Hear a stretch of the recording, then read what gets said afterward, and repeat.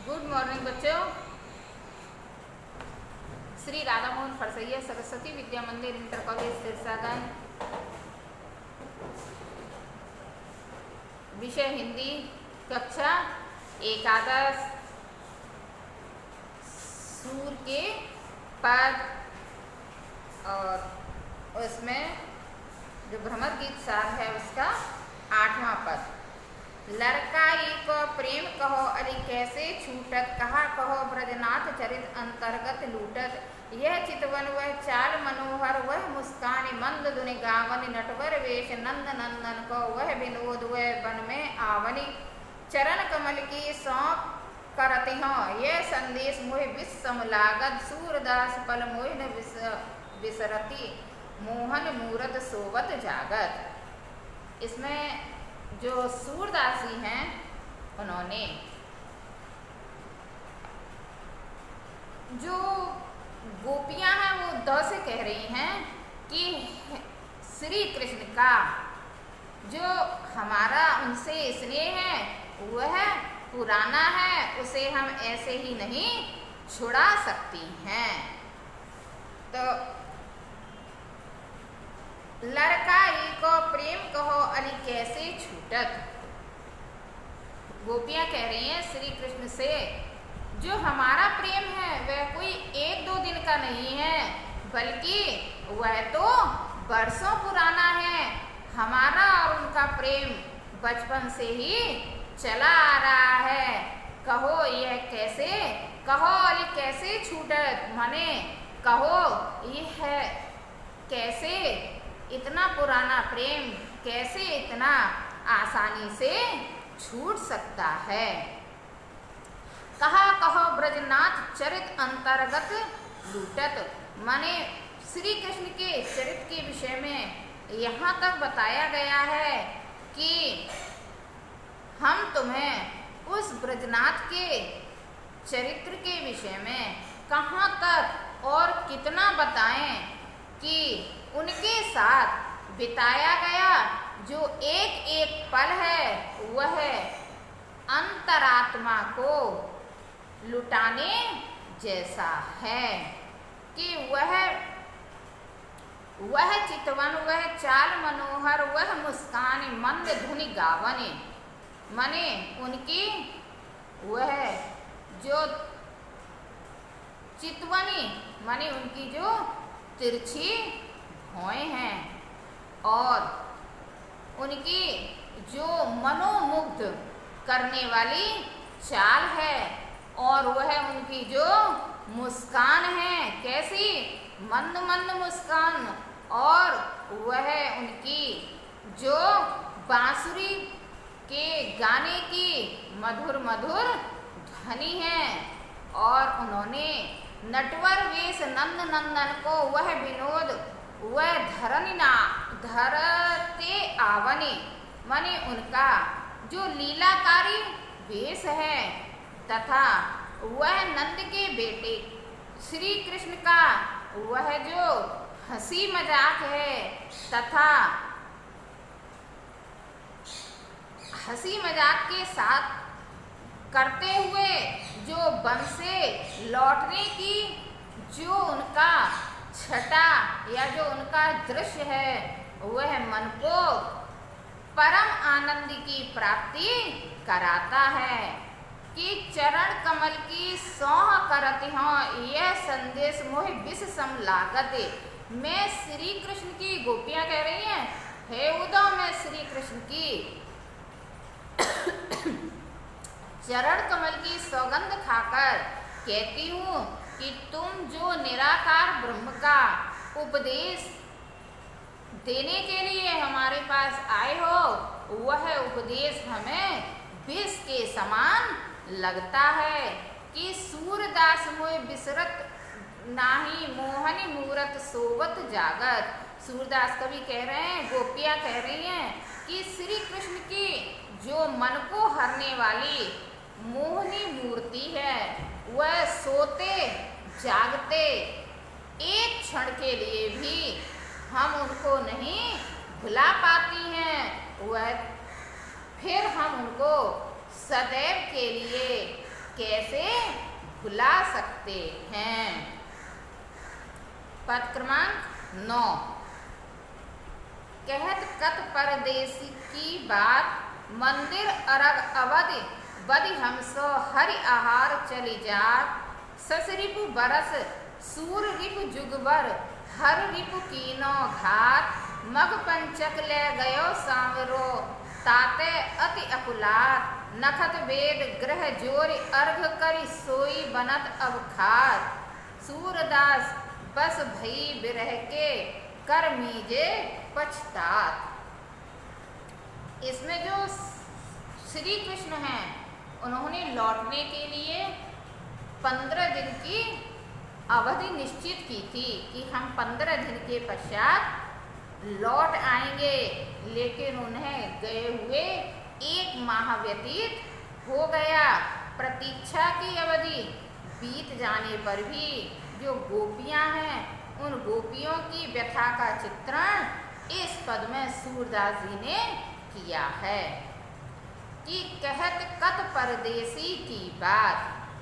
अपनी व्यथा का वर्णन करती हुई गोपियां उद्धव से कहती हैं कि हमसे उस परदेसी यानी श्री कृष्ण की क्या बात करते हो।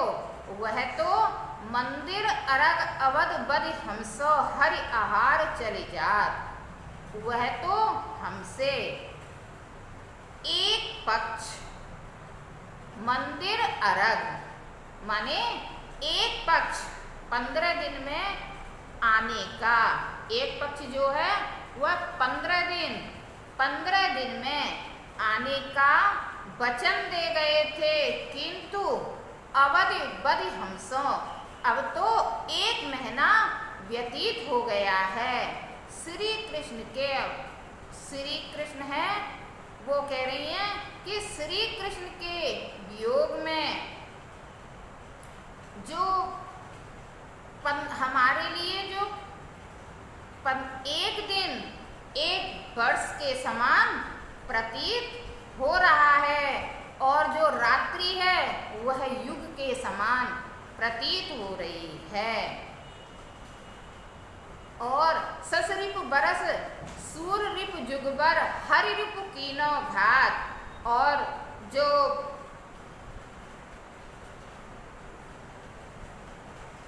अर्थात जो 1 वर्ष से लंबे दिन 1 वर्ष से लंबे का समय हमें महसूस करा रहे हैं और जो रात्रि है वह युगों के समान लंबी प्रतीत होती है।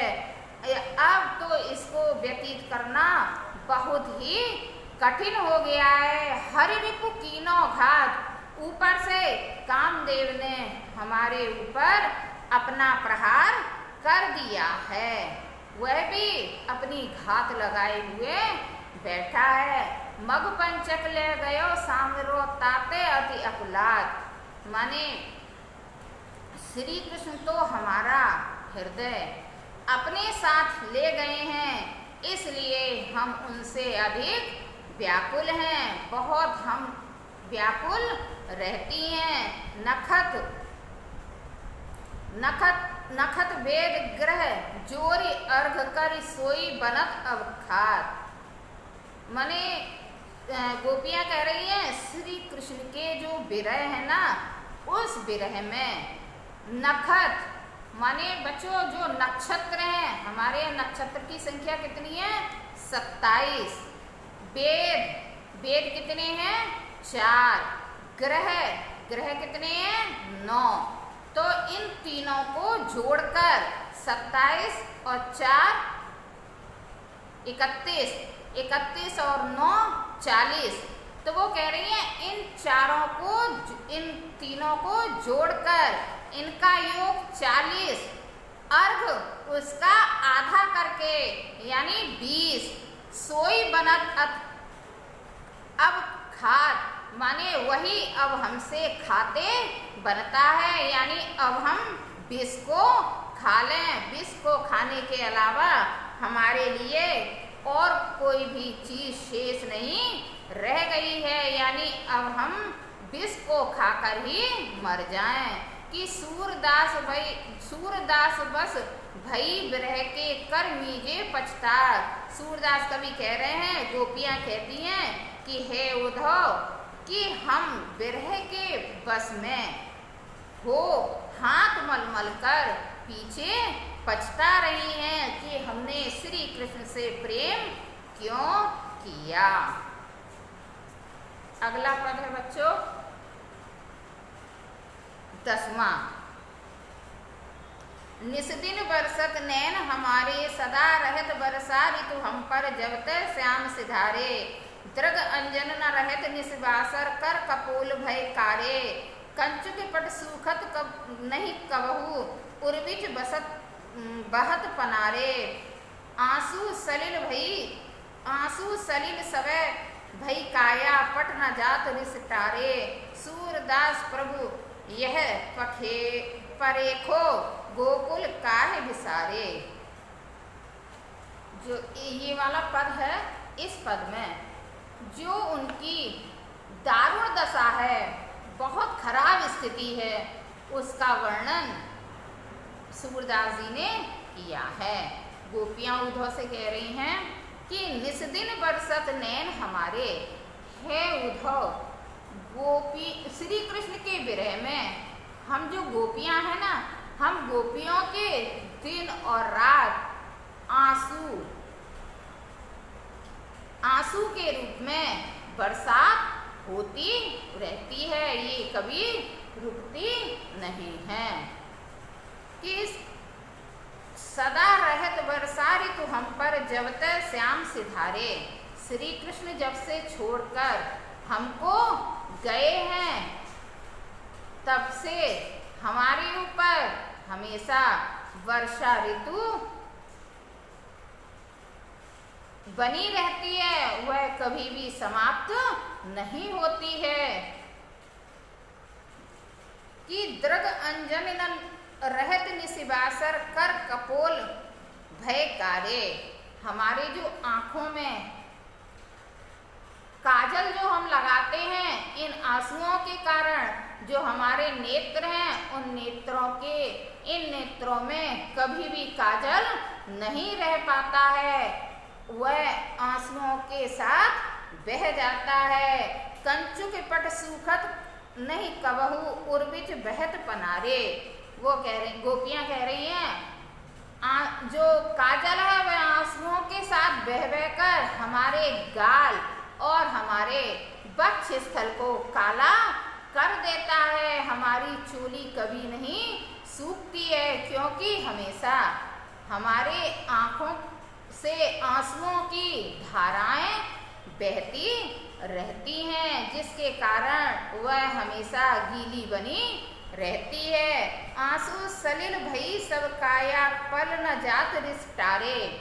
कि अब तो ऐसा प्रतीत हो रहा है कि मानो हमारा शरीर ही आंसुओं के रूप में परिवर्तित हो गया है, अर्थात हम अश्रुमय हो गए हैं।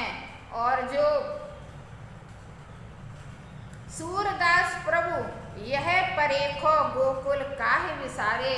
सूरदास जी कह रहे हैं कि गोपियां कह रही हैं कि हे उद्धव, हमें तो ये दुख है कि श्री कृष्ण ने गोकुल और गोकुल के जो निवासी थे उनको क्यों भुला दिया, हमसे ऐसी क्या भूल हो गई है।